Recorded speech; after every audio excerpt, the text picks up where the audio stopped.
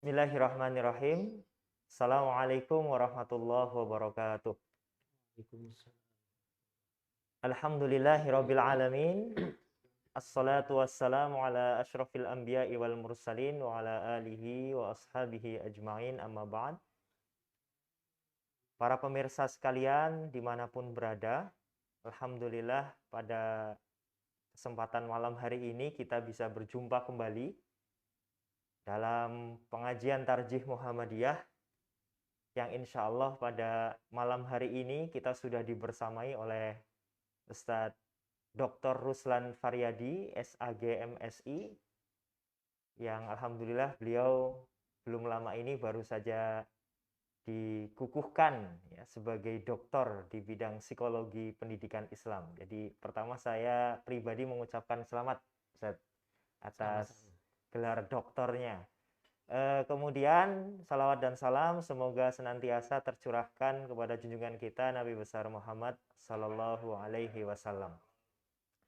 Para pemirsa sekalian dimanapun berada, insya Allah pada malam hari ini tema yang diangkat adalah tentang Kapita Selekta Fatwa dan Putusan Tarjih, khususnya berkaitan dengan kaifiat dan problematika makmum masbuk dalam sholat berjamaah.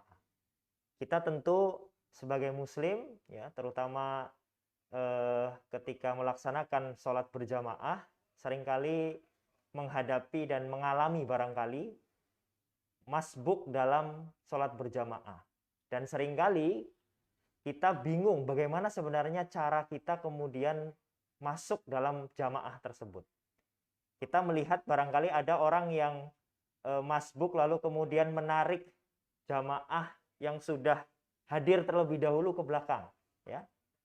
Lalu kemudian ada yang masbuk, lalu kemudian dia selesai, apakah dia kemudian menjadi imam bagi jamaah yang masbuk kemudian? Ya. Nah, insya Allah pada malam hari ini akan dikupas tuntas tema tentang kaifiat dan problematika terkait makmum masbuk dalam sholat berjamaah. Untuk itu, kepada Ustadz Dr. Ruslan Faryadi, kami persilahkan waktu dan tempat. Monggo, Ustadz.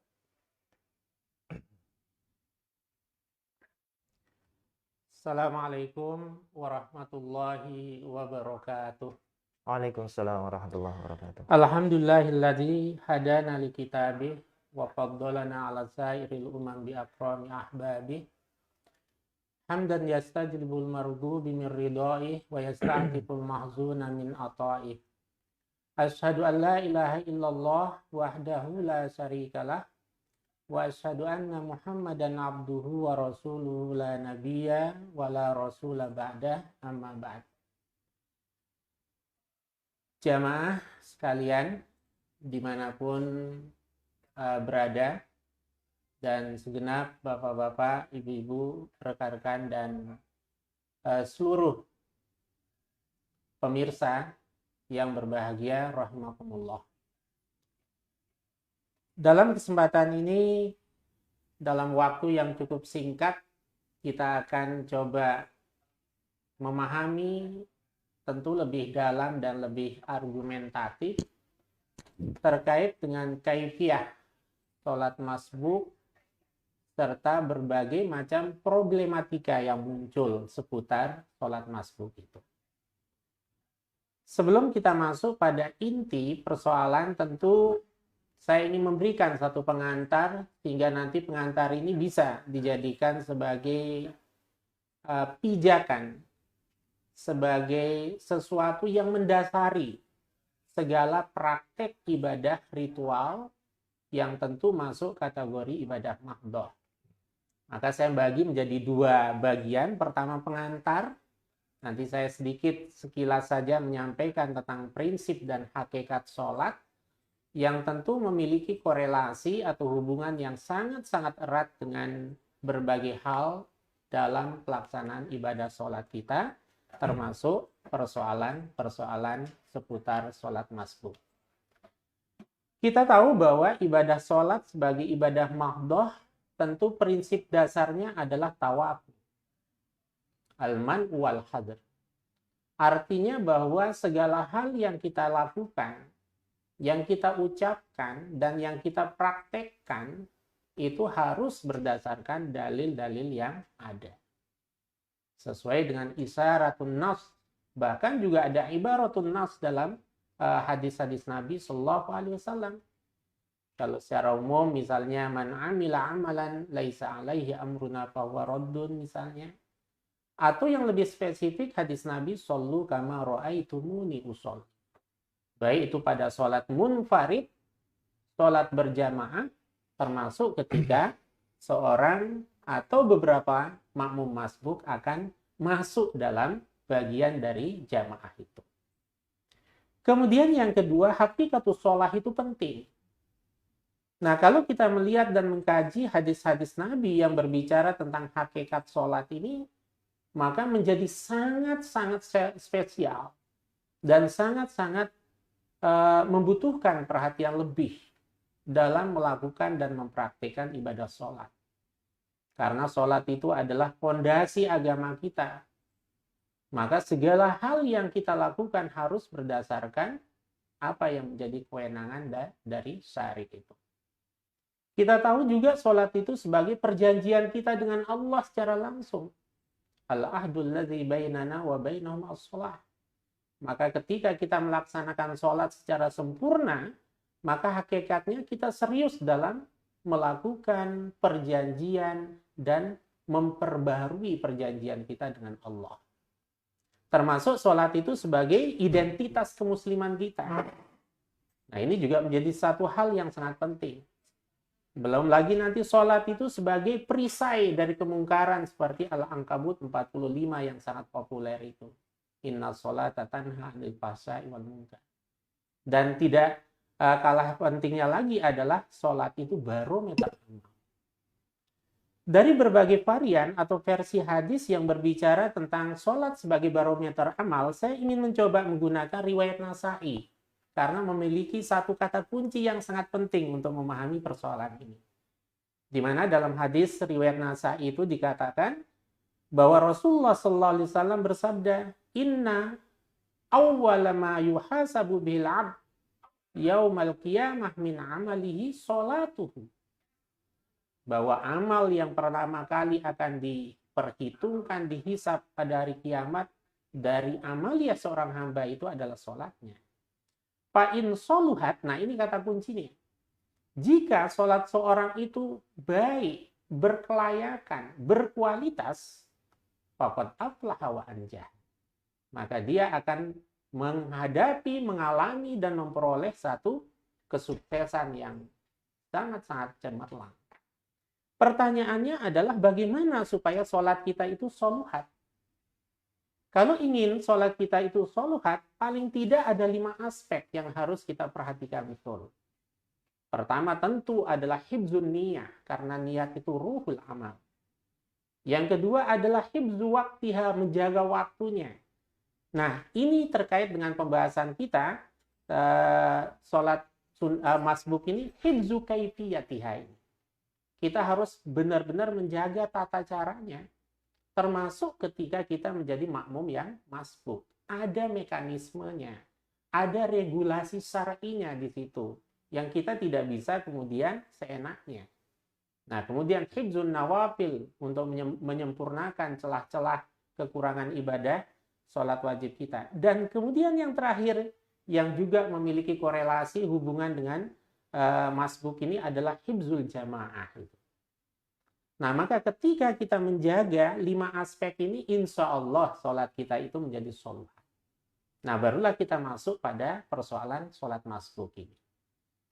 Kalau kita membuka literatur, kitab-kitab fikih, termasuk kitab syarah hadis tentang masbuk, atau sholat masbuk ini, maka kita jumpai beberapa istilah, pengertian syar'inya, pengertian terminologisnya. Nah, 3 diantaranya ingin saya kemukakan karena 3 ini sudah merepresentasikan atau mewakili beberapa definisi yang sudah diungkapkan oleh para ulama. Yang pertama adalah para ulama mengatakan sholat masbuk itu yaitu ketika seseorang itu tertinggal beberapa rakaat dari sholatnya. atau mendapatkan sebagian dari rangkaian sholat jamaah, maka dia masbuk. Ada lagi yang memberikan pengertian bahwa masbuk itu ketika makmum yang berjamaah itu ikut bergabung setelah imam memulai sholatnya. Artinya setelah imam itu takbiratul ihram, kemudian membaca iftitah ataupun sebagian atau bahkan seluruhnya surat Al-Fatihah, maka dia masuk kategori masbuk. Dan yang ketiga, orang yang terlambat atau bergabung saat sholat berjamaah saat imam sudah memulai sholat. Berarti ketika imam itu Allahu Akbar, makmum tidak bisa mengikuti persis pada saat itu sudah masuk kriteria masbuk dalam pengertian yang ketiga ini. Hanya saja dampaknya yang berbeda. Ada masbuk yang dinilai tetap sempurna rakaat yang dia ikuti, dan ada masbuk yang dia harus mengganti atau menyempurnakan ketertinggalannya itu. Maka kalau kita membuat satu kategorisasi atau kategori makmum masbuk itu ya, pertama, tertinggal takbiratul ihram bersama imam masbuk dia dalam pengertian ini. Kemudian tertinggal iftitah, apalagi sebagian surat Al-Fatihah, masbuk dia. Tertinggal seluruh surat Al-Fatihah, ya masbuk. Hingga mendapati sebagian dari rangkaian sholat berjamaah, dia juga masbuk. Maka esensi dari masbuk itu adalah dia masih menjumpai rangkaian dari sholat berjamaah itu, baik maksimal ataupun minimal. Nah, ketika kita mengkaji persoalan sholat masbuk sebagai satu rangkaian sholat berjamaah sekalipun tidak dari awal, maka ada prinsip-prinsip dasar yang harus kita perhatikan. Saya coba mengidentifikasi dari beberapa hadis yang saya kaji itu setidaknya ada 3 prinsip ini harus dipegang. Nah, ibaratnya kalau sudah memegang 3 prinsip ini, ya insya Allah kemudian yang lain itu akan mengikuti. Nah, pertama, sekalipun seseorang itu masbuk, ingat tidak boleh tergesa-gesa. Kan banyak kita lihat orang kadang, wah itu mau ruku, akhirnya mau berlarian atau setengah lari. Akhirnya yang ngos-ngosan juga. Nah, ini nggak boleh. Maka dalam hadis riwayat Bukhari itu dari sahabat Abu Hurairah, Rasulullah SAW bersabda, "Idza sami'tumul iqamata famsu ila sholati wa alaikum bis-sakinah." Sabda Rasulullah, apabila kalian mendengar iqamah, maka jalanlah menuju sholat berjamaah itu bis-sakinah, dengan tenang, dengan penuh kemantapan. Bahkan di situ ada kata kunci lagi, wal wiqor. Wiqor itu penuh kemantapan. Ada yang mengartikan beribawa. Artinya ya tidak gerasa-gerusu, tidak tergesa-gesa. Wala tusri'u. Dan jangan kalian tergesa-gesa hanya untuk ingin mendapatkan imam dalam posisi tertentu. Supaya nanti tidak menyempurnakan kekurangan. Fama adrabtum fasollu. Maka apa yang kamu jumpai dari rangkaian sholat berjamaah atau imam itu, fasollu, ikuti sholat sesuai dengan posisi itu. Wa ma fatakum fa'atimu. Dan yang ketertinggal, ya nanti tinggal disempurnakan setelah imam itu salam. Artinya bahwa prinsip dasar ketergesa-gesaan ini harus dijaga betul. Karena dalam realitas di masyarakat banyak sekali. Pokoknya ingin rukuknya bersama imam, akhirnya ketika takbiratul ihram pun tidak sempurna. Padahal ada juga yang takbiratul ihram posisinya setengah bungkuk gitu. Itu ada.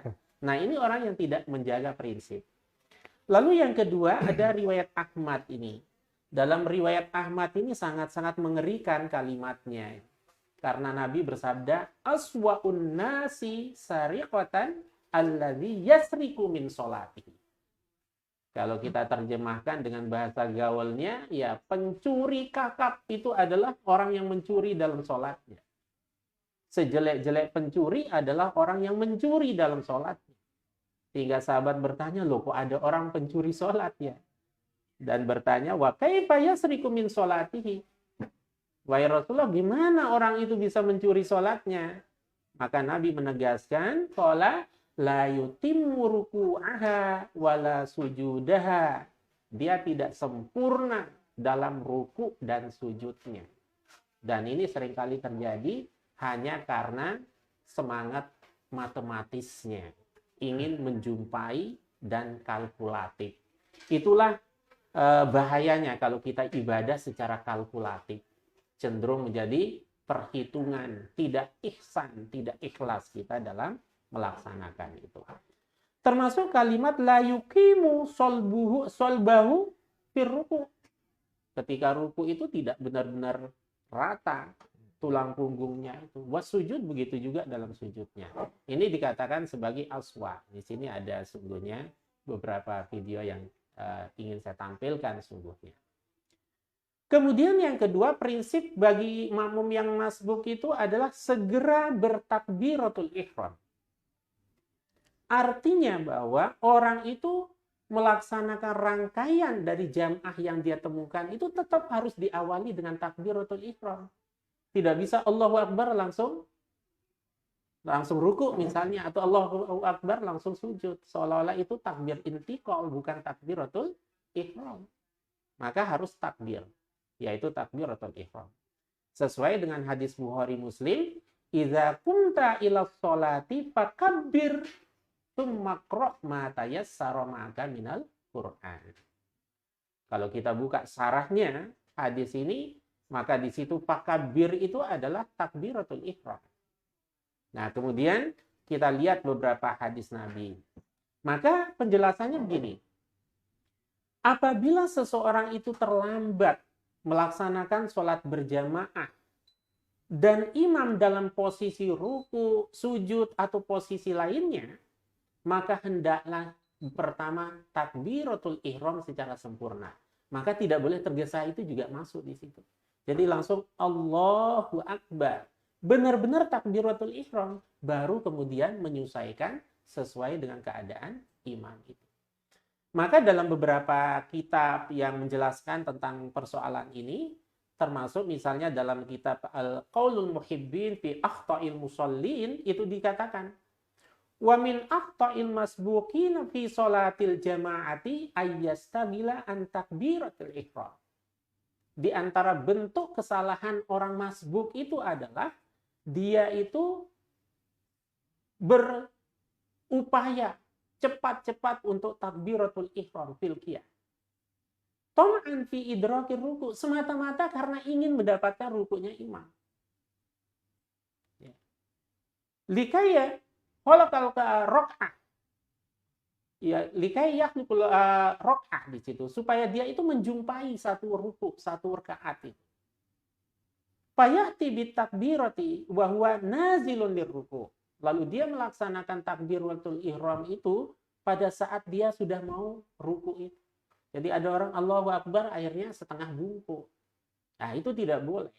Termasuk ketergesa-gesaan sekaligus juga tidak melaksanakan takbiratul ihram itu secara sempurna. Maka mayoritas ulama mengatakan bahwa mengerjakan takbiratul ihram dalam posisi tegak itu adalah kewajiban.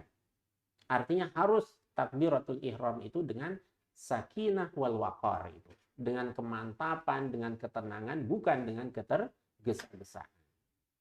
Kemudian yang ketiga adalah melakukan gerakan sesuai gerakan imam.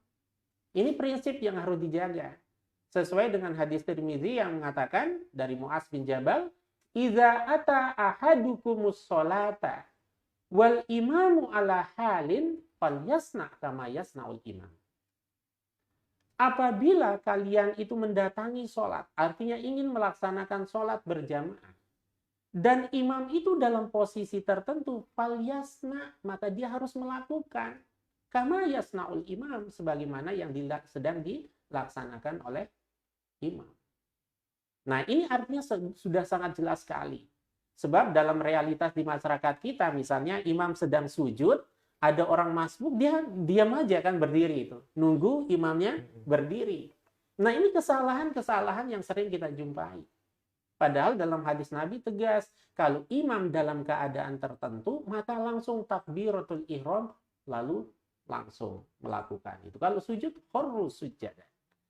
Nah, karena itu dalam kitab Tuhfa al-Ahwazi, syarahnya Sunan Tirmizi itu dijelaskan di situ.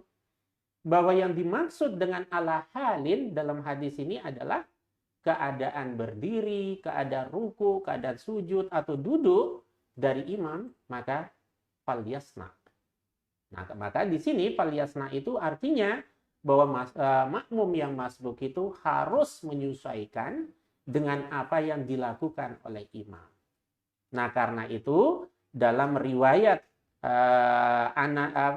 riwayat Imam Al-Bukhari dari Anas bin Malik itu semakin menegaskan yang dijadikan argumentasi oleh para ulama bahwa ulama itu sepakat makmum wajib mengikuti segala perkataan dan gerakan imam kecuali pada saat sami Allahu liman hamidah, makmum hanya mengatakan Rabbana walakal hamd dan beberapa varian doa yang lain.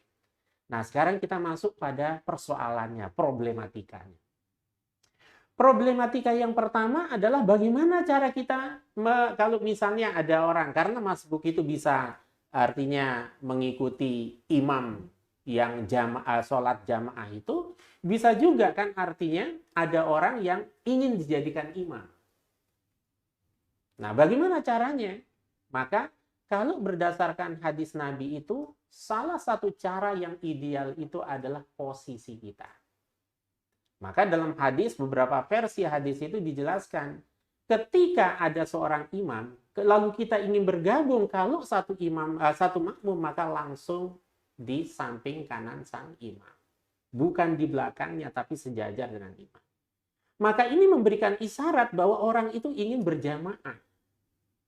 Ini kalau orang mengerti, jadi nggak perlu pakai tepukan segala sungguhnya ketika ini. Tetapi problemnya adalah ketika ada orang sekarang, satu imam, satu makmum.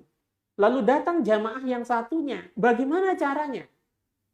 Nah, karena itu di dalam hadis-hadis itu dijelaskan. Ketika Jabir berada di samping kiri Nabi, lalu dipegang tangannya, dipindahkan oleh Nabi ke kanan. Lalu datang lagi sahabat yang satunya ke kiri. Nabi memegang dua-duanya nyuruh ke belakang. Nah, artinya kalau jamaah satu orang ini sementara ingin bergabung dengan seseorang, maka dia memposisikan sebelah kanan. Ini cara memberitahu bahwa dia ingin bermakmum. Tetapi yang kedua, ketika misalnya lebih dari satu langsung ke belakang, maka bisa melakukan upaya-upaya yang memungkinkan seseorang itu benar-benar dijadikan imam. Bisa dengan mengeraskan suara, misalnya Allahu Akbar, kemudian dia di belakang itu, ya itu juga bisa menjadi isyarat. Tapi masalahnya karena keberagamaan masyarakat kita ini sangat heterogen, bagi yang ngerti nggak perlu dikasih tahu kan langsung. Tapi yang tidak mengerti kadang sudah nempel pun tetap dia gerakan sendiri. Jadi perlu ditepuk gitu. Nah, asal tepukannya pun juga standar, jangan mengagetkan. Sebab saya pernah sholat, kemudian ada yang bergabung, itu tepukannya saya sampai kaget juga. Nah, itu cara yang tidak benar. Tetap standar. Jadi ada aturan-aturannya. Nah, ini termasuk posisi problem yang kedua ini. Tadi problem yang pertama itu bagaimana cara memberitahu. Cara memberitahu, posisikan diri kalau satu orang di kanan imam. Kalau lebih dari satu orang, bisa dengan mengeraskan suara atau memberikan sekedar isyarat. Sehingga orang itu mengerti kalau dijadikan sebagai imam. Nah, kemudian kaitannya dengan posisi makmum, otomatis hadis yang pertama itu menjawab. Tapi ada beberapa versi hadis yang lebih spesifik ya. Misalnya hadis Muslim itu tentang dua sahabat itu. Di mana Jabir memberikan kesaksian, faqama Rasulullah sallallahu alaihi wasallam liyusolli. Rasulullah berdiri hendak melaksanakan sholat. Tsumma ji'tu hatta kuntu an yasari Rasulillah sallallahu alaihi wasallam. Lalu aku berdiri di samping kiri Nabi.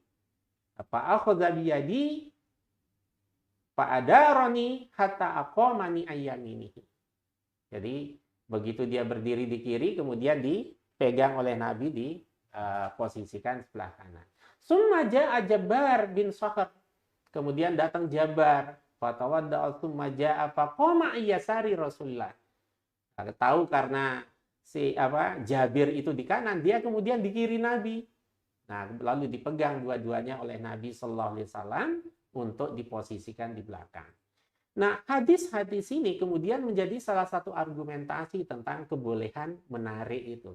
Tapi dengan tarikan yang wajar, bukan tarikan yang keras itu.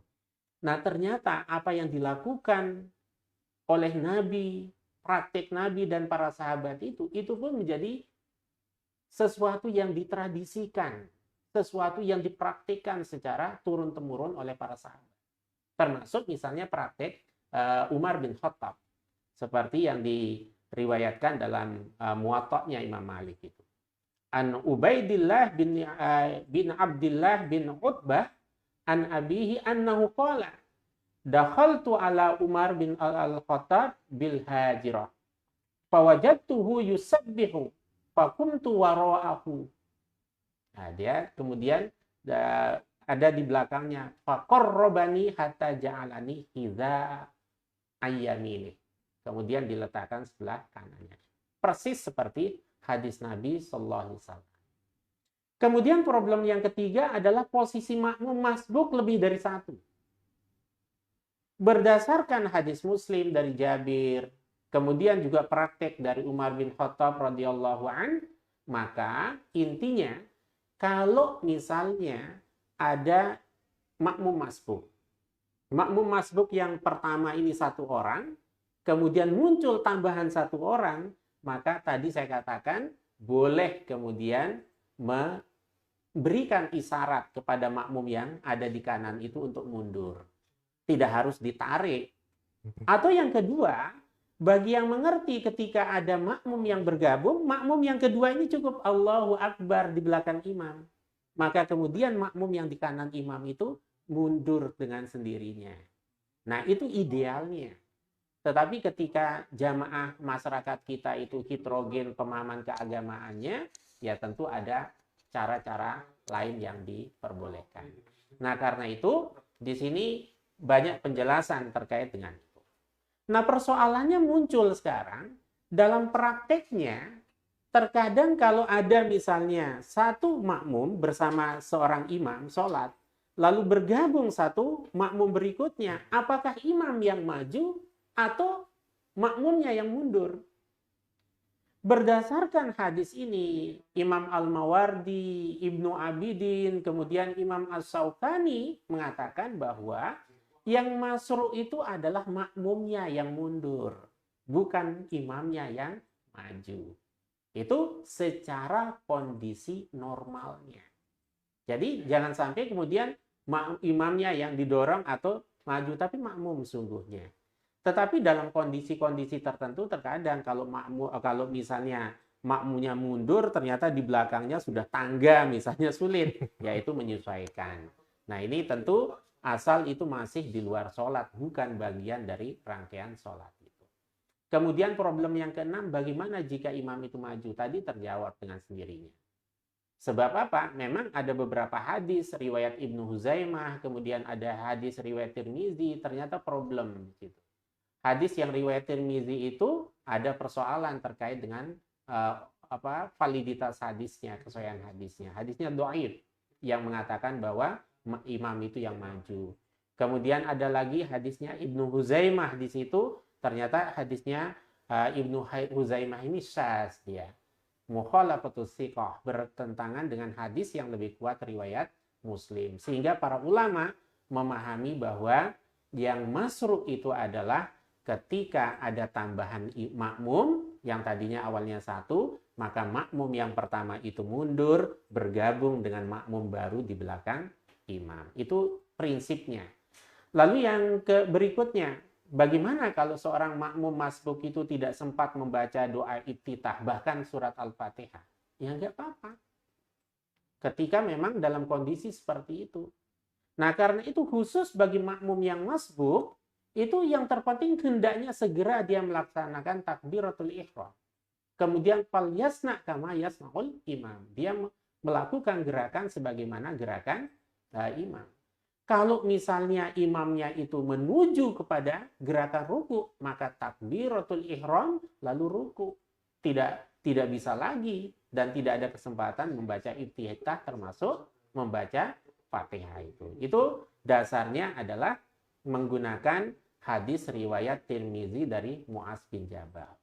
Nah, karena itu Imam An-Nawawi dalam Minhaj At-Thalibin menjelaskan, seorang masbuk hendaknya tidak menyibukkan diri dengan membaca atau melakukan hal-hal yang sunnah. Karena ini kondisinya emergensi. Ini kalau ibarat orang sakit emergensi, ini keadaan khusus ini. Nah, keadaan khusus itu ada hal-hal yang sunnah terkadang tidak dilakukan. Berpindah dari yang sunnah ke hal yang wajib-wajib. Ya kalau ingin sempurna ya jangan masbuk. Tapi ketika masbuk ada mekanisme yang harus dia perhatikan. Sehingga begitu takbiratul ihram fal yasna kama yasnaul imam itu. Dia harus melakukan sebagaimana gerakan imam. Nah, karena itulah dia kalaupun misalnya bisa membaca Fatihah silakan. Kalau memang dia merasa yakin bahwa ada jeda yang cukup untuk membaca Fatihah. Tapi kalau tidak, ya sudah takbiratul ihram, kemudian melaksanakan rangkaian yang dilaksanakan oleh imam. Sedikit lagi, biar nanti kita lebih banyak berdiskusi, tanya jawab. Kemudian problematika yang keenam adalah menjumpai imam dalam kondisi ruku. Ini banyak sekali pertanyaan-pertanyaan yang muncul. Termasuk di fatwa TJA jilid 4 itu sudah ada pembahasan tentang itu. Dengan beberapa versi hadis-hadis yang terkait. Intinya, jika makmum masbuk dalam posisi mendapatkan imam sedang ruku, maka makmum tersebut sudah mendapatkan pengecualian hukum agama. Dia mendapatkan kekhususan. Nah, hal itu berdasarkan beberapa hadis yang redaksinya itu kadang umumnya redaksi hadisnya mengatakan man adrokar rok'ata faqad adrokat sholah. Ada yang kemudian menggunakan kalimat man adrokar ruku faqad adrokat sholah. Tapi ketika kita cari statement atau redaksi itu memang tidak dijumpai. Lebih pada man adrokar rok'ata. Ketika memahami hadis ini, memang ada yang memahami, sebagian kecil yang memahami di masyarakat kita, rakaat di situ satu rakaat. Bukan satu ruku di situ. Tetapi kalau kita melihat rangkaian dari teks matan hadisnya itu jelas, itu menegaskan tentang bentuk-bentuk gerakan tertentu, keadaan tertentu. Maka kita harus baca secara lengkap di situ. Di mana Rasulullah SAW bersabda, "Idza ji'tum ilas sholati." Apabila kalian datang untuk menunaikan sholat. Wa nahnu sujudun. Dan kami dalam keadaan bersujud. Fasjudu, maka sujudlah. Wala ta'udduha syai'an. Dan kamu tidak menghitung itu sebagai satu rakaat yang sempurna. Artinya apa? Dia mendapatkan pahalanya ketika melakukan itu, tapi ada kewajiban untuk menyempurnakan. Nah, barulah muncul kalimat waman adrokar rok'ata. Yang umumnya ulama ahli hadis memahami rok'ata di sini adalah ruku di situ. Maka barang siapa yang menjumpai imam dalam keadaan ruku, faqad adrokas sholah, berarti dia telah mendapatkan sholat itu sendiri. Lengkap satu rakaat. Artinya tidak ada kewajiban melengkapi, menyempurnakan.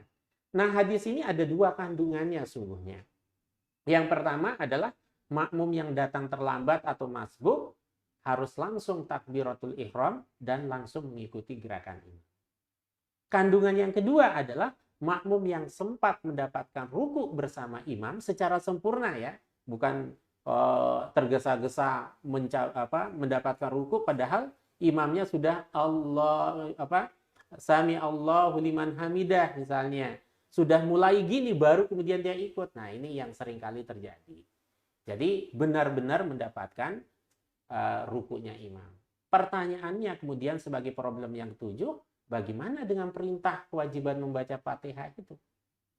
Padahal dari Ubadah bin Samit dari riwayat Bukhari Muslim mengatakan anna Rasulullah sallallahu alaihi wasallam qala la sholata liman lam yaqra bi Fatihatil kitab.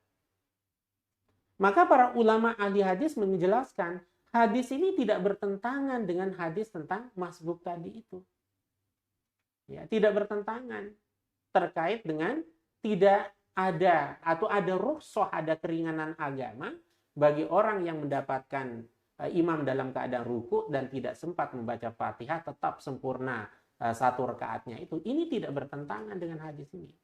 Sebab apa? Hadis ini sifatnya umum, am, dia berlaku umum. Nah, ketika ada taksisnya, ada pengecualian, maka berpindah. Maka kaedah-kaedah fikih dan usul fikih itu juga bermain di situ. Ketika satu teks itu bersifat mutlak, ya al-mutlaqu yabqa ala itlaqihi. Kemutlakan suatu nas itu tetap berlaku kemutlakannya. Keumuman juga sama, al-am yabqa ala amihi. Tapi ketika ada muqayyidnya, ketika ada taksisnya, maka yang mutlak itu berpindah ke muqayyadnya itu, kemudian yang am itu berpindah pada yang mukhassasnya itu, yang khususnya. Kemudian yang kedelapan, duduk tahiyat akhir. Pertanyaan yang sering muncul, ketika makmum masbuk, otomatis kan dia akan menghadapi posisi di mana jamaah atau imam itu akan melaksanakan tahiyat akhir. Berarti kan duduknya tawarruk. Pertanyaannya, dia ini kan belum selesai rangkaiannya. Lalu apakah makmum yang masbuk itu mengikuti duduk tawarruknya imam, ataukah dia tetap duduk iftirajnya? Kalau kita bicara tentang sah atau tidak sah, insya Allah sah semua. Tapi kalau kita bicara tentang bagaimana kesempurnaan, bagaimana kita prinsip ibadah mahdhah tadi itu, tafaul, tawakufnya itu, maka tentu kita menggunakan beberapa argumen. Nah, kalau menurut tarjih, bahwa ketika makmum masbuk mengikuti tahiyat akhirnya sang imam atau jamaah, padahal dia belum sampai pada tahiyat akhir, maka dia tetap mestinya mengikuti gerakan imam. Bukan hanya gerakan dalam pengertian tasahud itu, tapi juga sampai pada posisi, karena ada hadis-hadis yang merincikan sampai sujudnya dan lain sebagainya itu. Nah, maka hadis yang digunakan dalam makna ini adalah beberapa hadis riwayat Bukhari dan lain sebagainya, yang di situ ada kalimat innama ju'ilal imamu liyutamma bih. Ya, imam itu dijadikan sebagai imam, sebagai orang yang diikuti, sebagai orang yang diikuti segala gerak-geriknya. Nah, termasuk gerakan tasahud atau duduk tawarruknya itu. Nah, di sini juga ada kalimat dalam hadis Bukhari Muslim. Innama ju'ilal imam liyutamma bihi fala tahtalifu alaihi. Kalau yang tadi kan agak-agak umum ya, innama ju'ilal imam liyutamma bih. Tapi dalam hadis Bukhari Muslim, fala tahtalifu alaihi. Jadi jangan berbeda dengan gerakan imam itu. Nah, maka sebisa mungkin dengan prinsip tawakuf itu ya, ketika imam dalam posisi duduk tawarruk, makmum juga posisinya duduk tawarruk. Nah, itu juga dijelaskan oleh para ulama termasuk dalam Iqna'in. Dikatakan di situ makmum masbuk duduk tawarruk bersama imam ketika imam itu memang tahiyat akhir untuk duduk tawarruk. Karena bagi imam itu rakaat terakhir, walaupun bagi makmum yang masbuk itu bukan akhir dari sholatnya.